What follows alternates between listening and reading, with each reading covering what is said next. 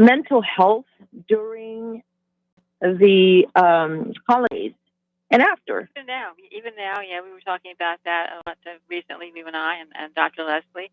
Right, all that. The circumstances that happen to people that affect them all the time, especially intensify during the holiday season, unfortunately.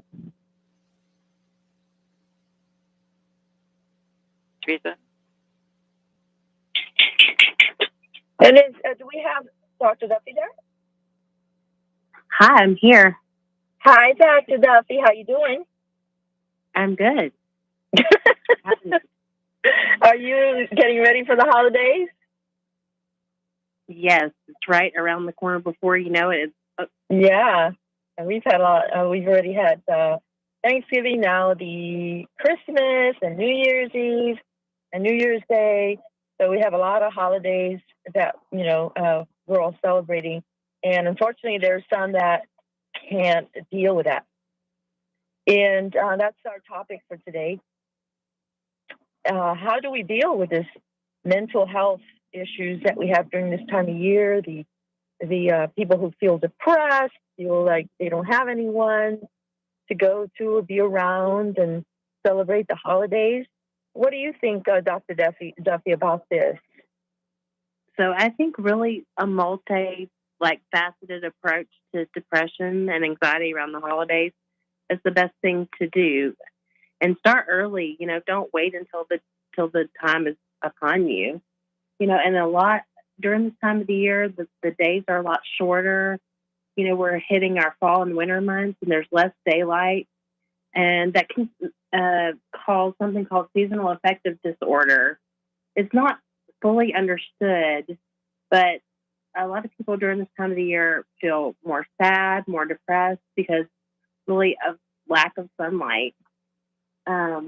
So if you think this might be something that you suffer with, going outside, even if it's a cloudy day or a snowy day, going outside and just getting some sunlight can help. Talking to your doctor to see if medications will be right for you, getting counseling, all those things help. If you're a believer, going to church or, connecting with your spiritual side will help.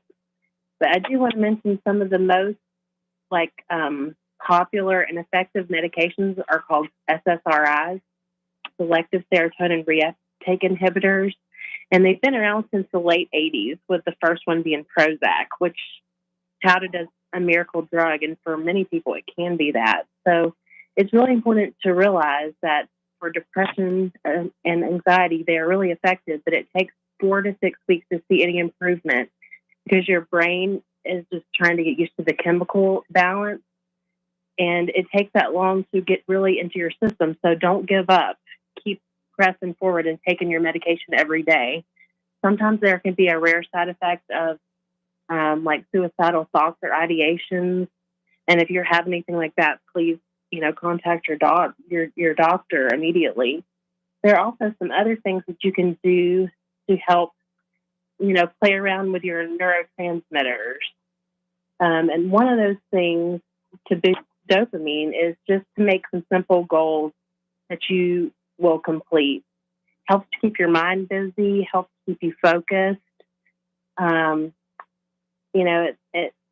Knowing maybe there's a little reward for you at the end. You can say, if I sweep the floor, I'm going to go out for an ice cream or, something like that. Or I'm going to go for a pedicure or whatever it is, something that makes you happy.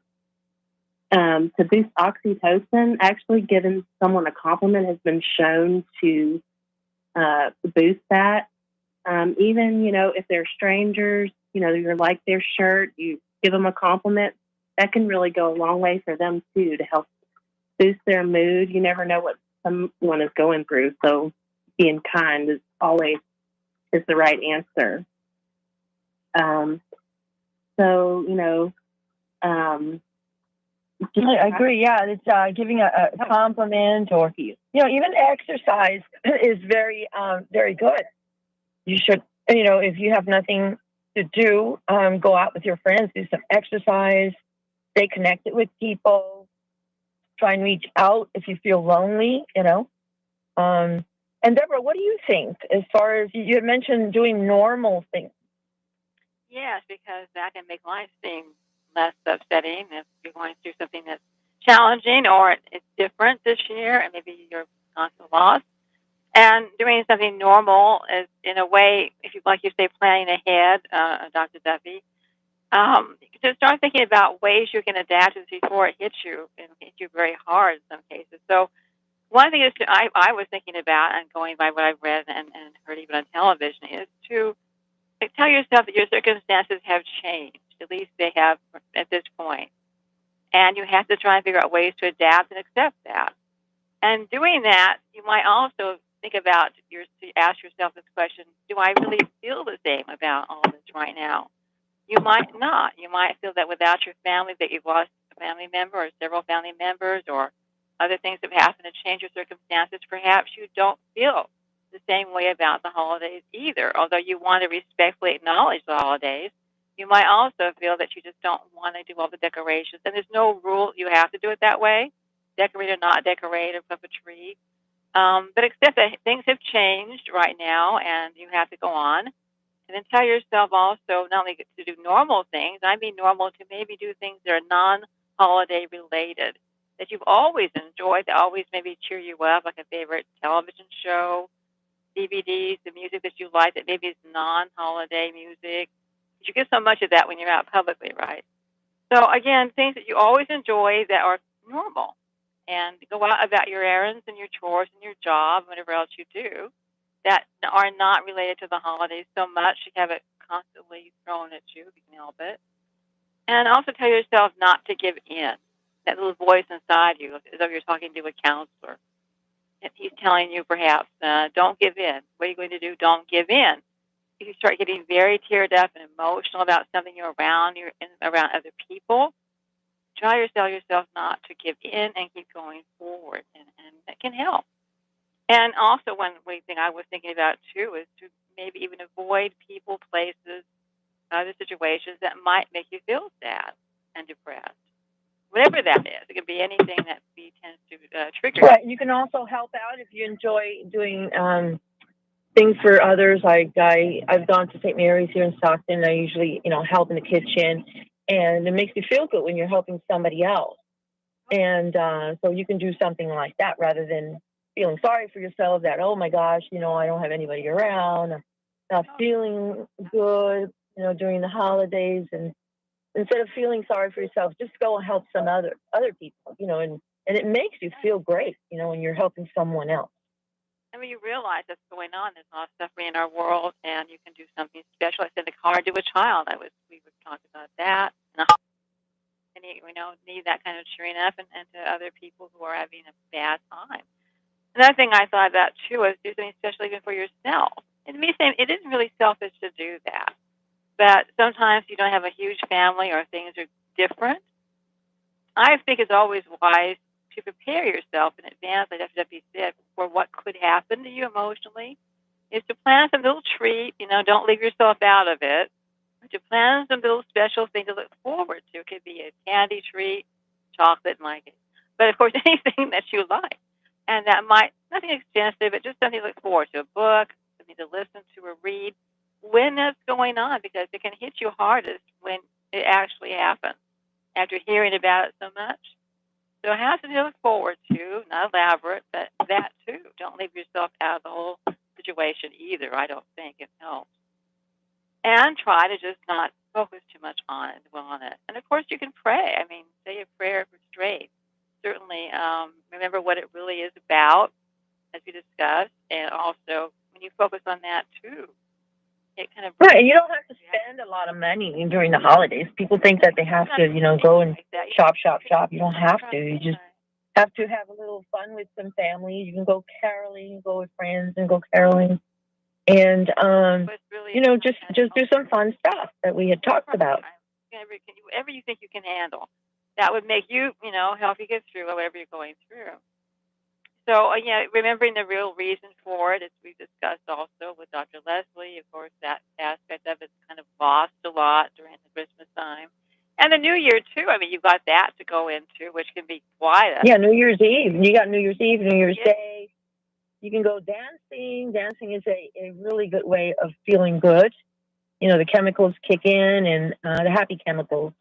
So dancing is a good way of feeling better during the holidays. Yeah, it's a time for such deep reflection too. That can trigger a lot of anxiety in a lot of people because if they had a bad year and they're going forward into the unknown year, it can make them feel a little bit nervous because we don't know what to hit. And if they've gone through losses or things have changed in a negative way, they need to have that sense of optimism and not dwell on that either. And again, it's not thinking about it too much, but again, be optimistic. And I mentioned, try to think about this to yourself that yes, your circumstances have changed and they can change. So, and even for the better, you know, that's the thing. Can, C-W-A-W-C-W-A-W-N, can change. I mean, it doesn't mean it's going to stay in the same situation that you're not happy in right now, but maybe next year will be better, and they can change. Capital C, capital A, and capital N can underline. You know. So that's a way maybe to end of the new year to not be thinking that it's always going to be something that you are not pleased with. Right. Life would be better. Dr. Duffy, anything else you'd like to add to that about, you know, what can we do to improve others, you know, lives during the holidays? You know, there's at my church in particular, you know, they like families sign up, they're less fortunate, and then, you know, the church gives them gifts and different things, and they have a list. And I really think, you know, it's so fulfilling for both, you know, the giver and the recipient to do something nice for somebody who really needs it. You know, save your money for somebody who really needs it versus somebody you know who has everything that they need, and just doesn't make a lot of sense to go into debt and cause yourself more stress when they didn't really need it. So if you can do some simple things for people who do need it, it really goes a long way. Exactly, not go into debt. Get the credit cards and all that. You don't want to do that. You just figure out ways of having fun and sharing time with people and volunteering at your church if that's what you do, if you enjoy going to church, and just, you know, having fun and don't get overstressed. And Deborah, what else would you like to add to that? Well, again, reaching out to people, and I've taught one lady, and of course these are people I meet along the life's way. You know, people have made a big deal out of course, of Santa Claus, and we have to remember too. Again, what can help you is that a lot of people are having a hard time with inflation right now and making ends meet as the saying goes. And there are elderly people too who feel very isolated and lonely, who don't see their families much at Christmas time or even Thanksgiving went by for one. I know. But the whole thing is that, you know, you have to kind of find out maybe who you can help. And when you take that into perspective also, when you talk to other people, everybody's not, you realize that everybody's not enjoying it that much. One lady was telling me in a business that she had always told her children not to believe in Santa Claus, but to focus on what it really means. But they don't give gifts. That's their family tradition. So, and really, she can't really afford all that. She's a working mom. She's trying to provide home and you know, health care and all the things you have to provide and food for their children. Gifts aren't an option for a lot of people. But she long ago made it her family tradition not to even expect them at Christmas time on their birthdays. Not then. It becomes too much. Well, reach out to some elderly person too, because there's a lot of lonely elderly people. They long for that kind of interaction, Teresa. Really, it doesn't help them to be isolated alone. Often their family members don't live in their hometown where they're currently residing, or they don't come around for other reasons. It can be uncomfortable around older people who are sick and disabled, and sometimes, unfortunately, it happens where they're left by themselves. And you know, those places, the nursing care places, the facilities, even retirement communities, you can find people who are just waiting for that kind of friendly conversation from someone, and they really need it. So, Dr. Duffy, what do you think about helping others supporting your friends and family. What else do you have to add to that? Especially if you are grieving, you have so much on your plate and just have no motivation to do anything, it just forget about your problems and focus on somebody else completely. I mean, pretty soon, if you're really engaged, you're going to forget that you even have any problems. Like Dr. Lynn was telling us last night, try it for 10 minutes. See if you can, just do 10 minutes, and then you're going to get motivated. Others around you are going to get motivated, and, you're going to feel better. And about the gym, about going to the gym, the 10 minutes? Yes. And then, don't isolate yourself. Depression and anxiety will tell you to isolate yourself, but please don't do that. That's the worst thing you can do. Just try to, be with others. If that's what helps you, try going to a church or your religion, whatever your religion is, to be engaged with people. And, you might meet some new friends and have some new experiences that way. Right. You can go to the gyms are nice. They're not too expensive. You can just join a gym and enjoy some time there with people and do some exercise. Like you said, Dr. Kevin from the Quail Lakes Baptist Church, he's a pastor there, and he said, 10 minutes. And before you know it, you're going to be feeling good. Just take part in whatever's going on. And you had mentioned, both of you had mentioned going to church. That's another place you can find nice people and get involved. And there's so many things going on this time of year, too. The caroling and the giving and helping at the churches. Just look around nonprofits. You have a lot of nonprofits around, and you could be involved. So you have to take it upon yourself to get involved and to help others and give compliments, right? And just enjoy. Just enjoy being. Yeah, they have word counts. Now, I was going to suggest, maybe recommend too, like he does, is to seek out somebody who's trained like that and professional to talk to about all this, to share it. If you feel embarrassed enough that you want to talk about it to people, that because it goes on all year, if you already feel that way, the anxiety and depression, and you're ashamed to admit it to other people, we discuss that too. Seek out counseling help, because God Baptist Church in Stockton, California, where he's associate pastor now, and they have a huge lay counseling group over there. A lot of counseling groups that you can get involved with if you live in Stockton, or you can look it up on a website, and maybe your local churches, wherever you live and you're listening to this, have the same thing or a similar program. So always try to talk to your pastor. I think that's really, because they're highly trained, usually in psychology, most are, and they can guide you along on what they think you can take, how much of this you need to go through, the steps that you need to take personally to get through church services even. I know people who skip church because their husband passed away, or wife, or somebody else, and they don't want to go sit down there and sit alone in the sanctuary. That's the first. They don't enjoy that. Or maybe he's sang in the choir, and they can still imagine him being there, and it hurts.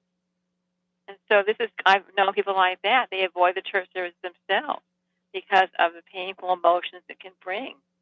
And the holidays are even worse. So if the pastors can guide you with what they think you can handle emotionally during the holidays, especially at any time of the year. So seek out that kind of help. I think it's a good idea. I'm talking with him too. Right. There's also therapy dogs. If you're interested in pets, and you can get a therapy dog. I know Nancy Severe, she's been on the show, and she has her therapy dog she takes to the seniors, and she shares her therapy dog with everybody there, and they just love it, So that's another way. I have my pets, and I love being with my pets. They make me happy, So that's another way. You come home, they greet you, yeah, and they make you feel like you're welcome all the time and loved. And if nobody's around at the moment, they are there to show their affection and their appreciation that you're around. And that's so important. I know here to greet you at the end of the day is really a human need, I think. And that we matter. That's very true. So now we have Dr. Kevin, hopefully the next show, and he is a pastor over at the Clear Lakes Baptist Church on Stockton, and he was talking about some really interesting things, and he has a grief support there, and he's written a book that he mentioned, Hand Over Fist, and Invitation to Civility or something. That's the name of this book. But there's resources. You can go online and get some books, things that can help you as well. So there's no reason to be depressed. I'm happy. There's a lot of solutions, a lot of good things you could do. Can be brain chemicals, like Dr. Duffy was saying. Sometimes people don't know why they are. I know people like that too. They have everything going for them, but they still are. They don't even know why. So a lot of people are taking medications for that, and that's why it's so important to seek that kind of help. Sometimes your pastor can recognize it, and like he operates the lay counseling and so forth, is the head of it. They can identify what's going on with people and often refer them, maybe even to somebody else, a medical doctor or somebody else who is qualified to actually prescribe certain medications that they might need. So, right. It's always Dr. Duffy, have you dealt with these kinds of situations where you've had to prescribe or? Yes, SSRIs are extremely common medications. They're super helpful. They kind of make you feel more hopeful when really your situation hasn't changed. And so I really feel like the best approach for depression is, medications, counseling, all those things.